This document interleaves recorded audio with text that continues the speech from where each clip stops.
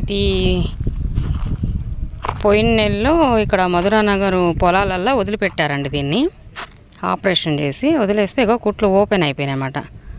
Open అయిన తర్వాత ఇది నాకు బయట అన్నాలు పెడతానికి వెళ్తా పొలంలోకి తీసుకొచ్చి దానికి బ్యాండేజ్ చేసి ట్రీట్మెంట్ చేసాము. వైర్ వచ్చిందండి, ఒక 3 అడుగుల మందం వైర్ వచ్చింది. ఇప్పుడైతే కుట్లు మానినాయి, కొంచెం పర్వాలేదు. అదే నా దృష్టిలో పడింది కాబట్టి మరి అది బ్రతికిందనమాట, లేకపోతే కుట్లు ఓపెన్ అయ్యి చనిపోయాయి.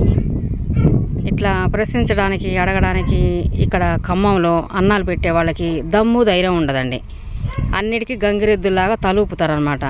నేను ఒక్కదాన్ని కొంచెం ప్రశ్నిస్తా కాబట్టి నేను కొద్దిగా చెడ్డదాన్ని అయిపోతా అంతే. ఇలాంటి మూగజీవాల జోలికి పోయి వాళ్ళు పాపం మూట కట్టుకుంటున్నారు. ఏం చేస్తాం చెప్పండి. చూడండి పొట్ట ఎంత బాగుందో ఇప్పుడు. అదే ఊర్లో ఈ పొలాల్లో నేనున్నా కాబట్టి సరిపోయింది. వేరే కాడైతే చనిపోదండి పాపం. నోరు లేదు కదా చెప్పుకోవడానికి.